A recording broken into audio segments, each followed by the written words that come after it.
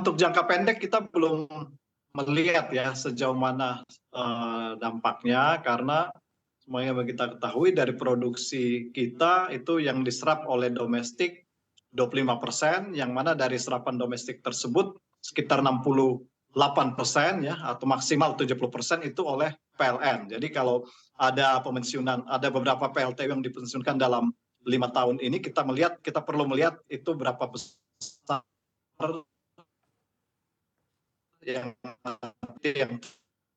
realisasi dan kapasitasnya berapa megawatt atau gigawatt, dan nanti kita bisa supply batu bara seberapa besar dan nanti akan berdampak ke perusahaan mana saja. Tentunya harus dilihat secara detail, sehingga dalam waktu dekat kita belum bisa punya pegangan ya kira-kira dampaknya seperti apa, karena tadi juga disampaikan Pak Irwandi ya, produksi batu bara kita terus menunjukkan tren peningkatan. Nah, jika dalam negerinya nanti dikurangi penggunaannya oleh pemensiunan PLTU, tapi kalau kita lihat juga demand terhadap ekspor dalam 5 tahun terakhir dan diperkirakan juga 5 tahun ke depan ini masih cukup kuat, sehingga kami saat ini belum melihat dampaknya kepada pemutusan hubungan kerja. Namun kalau kita melihat ke periode menengah, jangka menengah 5 tahun ke atas atau bahkan 1 dekade 2 dekade depan, nah itu baru ada potensi dampak. Tapi kembali lagi ini kita harus mengkaji secara detail, karena yang saya sampaikan di awal bahwa tidak semua perusahaan itu punya cadangan yang panjang ya, sehingga yang bisa bertahan misalnya 10 tahun atau 20 tahun, di mana 20 tahun itu adalah titik peak mungkin ya pengurangan batu bara mencapai titik yang terendah 20-25 tahun ke depan. Tapi pada saat itu juga tidak akan banyak perusahaan yang masih bertahan dengan cadangan sampai 20 tahun ke depan. Di sisi lain juga perusahaan-perusahaan juga punya keterbatasan izin atau kontrak ya. Jadi mungkin 20 tahun ke depan perusahaan tersebut ya, banyak perusahaan yang izinnya udah berakhir ya, tidak diperpanjang lagi karena udah berakhir perpanjangannya, atau mereka nggak punya cadangan yang cukup. Hanya beberapa perusahaan yang punya cadangan panjang yang mungkin nanti dampaknya akan terasa oleh perusahaan tersebut. Namun di sisi lain yang saya sampaikan di awal, peluang untuk mengisi pasar domestik oleh penggunaan industri non kelistrikan ini trennya terus menunjukkan peningkatan.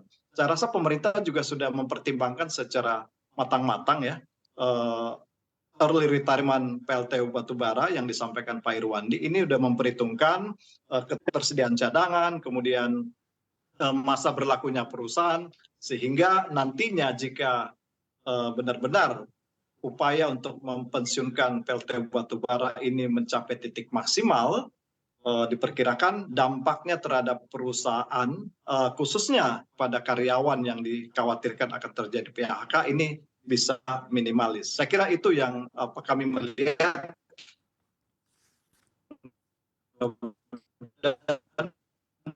pemerintah Oke, baik. Dan perlu diantisipasi juga begitu ya apabila melihat dampak.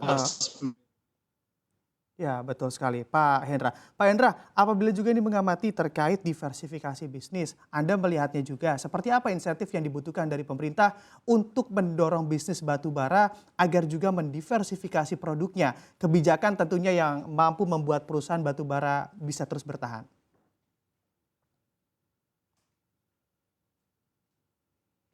Insentif secara umum, karena bagaimanapun juga perusahaan batubara untuk bisa survive ya di era transisi energi, perusahaan harus mengandalkan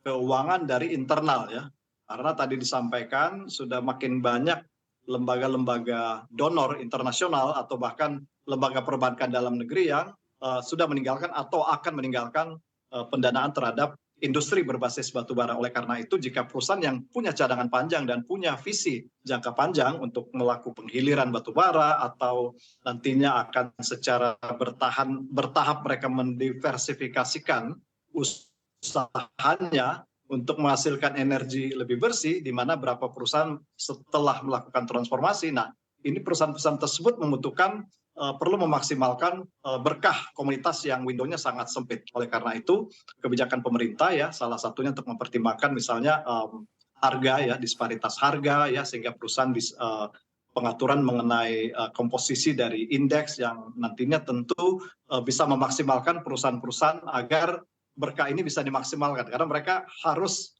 mengandalkan pendanaan internal untuk bisa survive di era transisi. Jadi kebijakan pemerintah yang kedepannya bukan hanya dari Kementerian SDM ya, dari Kementerian LHK juga dan kementerian-kementerian terkait ini perlu memberikan support agar perusahaan batubara bisa survive di era transisi energi.